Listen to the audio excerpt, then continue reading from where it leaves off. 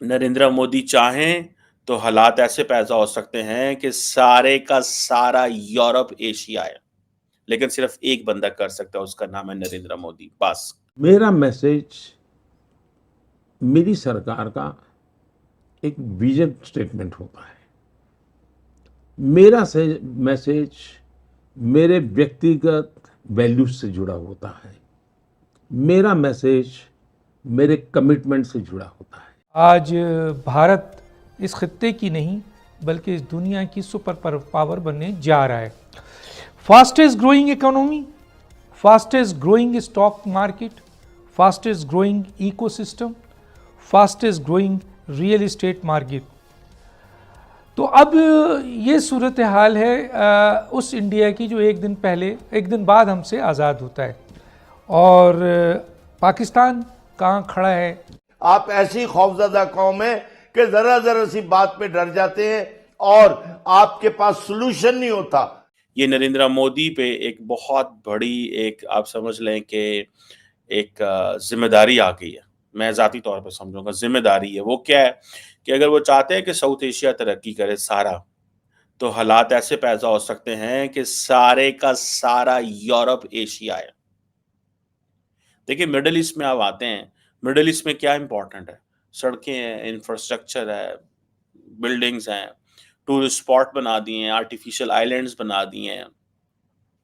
इनके पास बड़े बड़े पैसे थे, वेस्ट से सारे इंजीनियर्स बुला लिए, साइंटिस्ट बुला लिए, अच्छा इंफ्रास्ट्रक्चर है, फिर जॉब्स हैं, फिर इनके पास नेचुरल रिसोर्सेज की वजह से यहाँ पे बहुत सारी बात है पैसा वो जनरेट कर रहे हैं।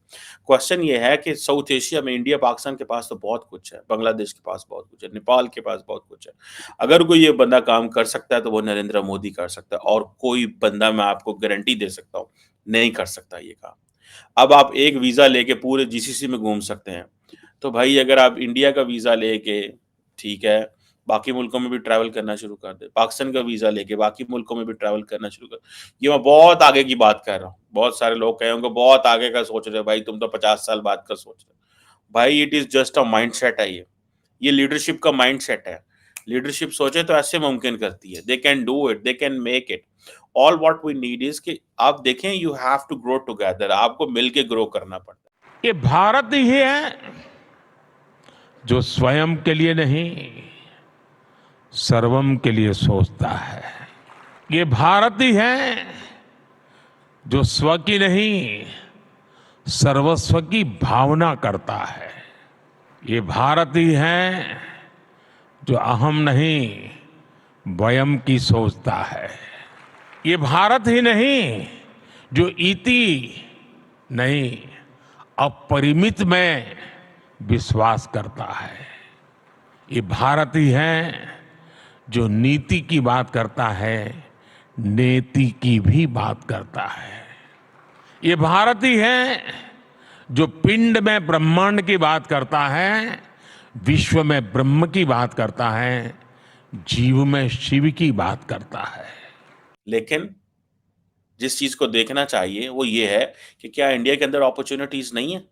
आप जरा यूरोपियन से तो चेक करें, उनका दिल करता है हम वो ममालिक ढूंढें जहां पे थोड़ी सी इन्फ्लेशन कम है, वो यूरो में कमाते हैं, वो अब दुनिया के बाकी इलाकों में जाके रहना चाहते हैं, फर्स्ट क्लास जिंदगी गुजारना चाहते हैं, बिकॉज उन पैसों में वो यूरोप या अमेरिका के अंदर फर्स्ट क्लास जिंदगी नहीं गुजार रहे।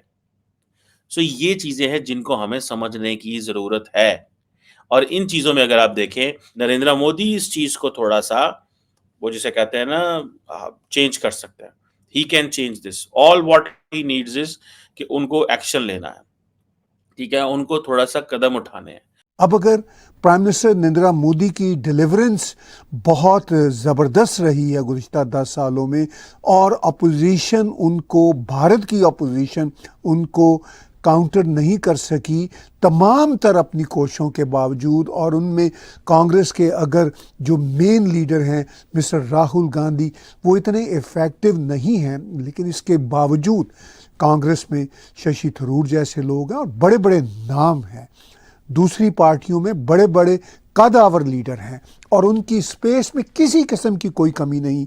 लेकिन पाकिस्तान के लिबरल्स का यही कहना है कि प्राइम मिनिस्टर नरेंद्र मोदी भारत में ون پارٹی رول چاہتے ہیں. جسٹ امیجن, مجھے حیرت اس لیے ہوتی ہے کہ پاکستان کے جو نام نہاد لبرلز ہیں, انفیکٹ یہ لبرلز نہیں ہیں, ان میں کوئی ریشنلٹی نہیں ہے, مگر یہ نام نہاد لبرل ہیں, اور اس کے ساتھ ساتھ یہ پاکستان کی ایلیٹ ہیں.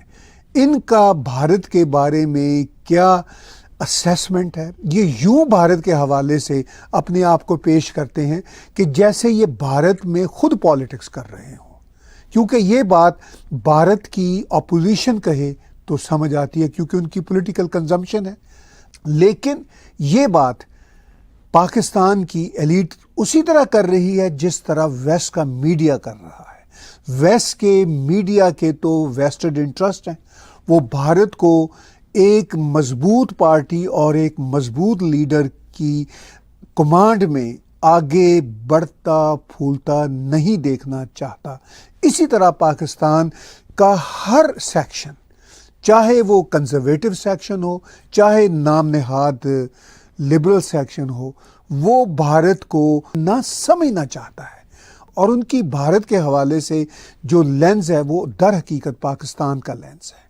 وہ بھارت کو پاکستان کے پولیٹیکل سرکمسٹانسز کے ساتھ کمپیئر کرتے ہوئے اس کو ویسے دیکھتے ہیں. وہ بھارت کو پاکستان کے مذہبی ریلیجیس سرکمسٹانسز کے ساتھ کمپیئر کرتے ہوئے ویسے دیکھتے ہیں. یعنی پاکستان کے نام نہاد لبرلز کو بہت فکر رہتی ہے بھارت کی کہ بھارت میں اب اگر ہندو کی بات ہو رہی ہے یا ہندوازم کی بات ہو رہی ہے, ہندوتوا کی بات ہو رہی ہے, تو ان کا یہ کہنا ہوتا ہے کہ بھائی یہ تو پاکستان کی طرح اسلامائزیشن میں ڈوب جائیں گے. یعنی جس طرح پاکستان اسلامائزیشن میں ڈوبا ہے اسی طرح بھارت بھی ہندوتوا میں ڈوب جائے گا. تو ان کی یہ جو چنتا ہے کہ پاکستان اسلامائزیشن میں ڈوبا ہوا ہے اور بھارت ہندوتوا میں ڈوب جائے گا, تو وہ اپنے بڑے فکر کا, کنسرن کا اظہار کرتے ہیں اور بڑے دکھی دل ہو کر بھارت سے کہتے ہیں کہ بچو بچو مذہب سے. لیکن ان کو یہ پتہ نہیں کہ اسلام کی جو پاکستان میں ایک طرح سے امپائر کھڑی ہے, جو آئیڈیالوجیکل امپائر کھڑی ہے, وہ ہندوتوا کی آئیڈیالوجیکل امپائر سے ٹوٹلی ڈیفرنٹ ہے. ہندوتوا کی آئیڈیالوجیکل امپائر چانکیہ نیتی سے آتی ہے, اور پاکستان کی آئیڈیالوجیکل امپائر جو ہے وہ مسلم بردرہڈ اور جماعت اسلامی جیسے لوگوں کی ٹیچنگ سے آتی ہے. حالانکہ جو عربوں کا اسلام ہے انفیکٹ اس سے بھی نہیں آتی.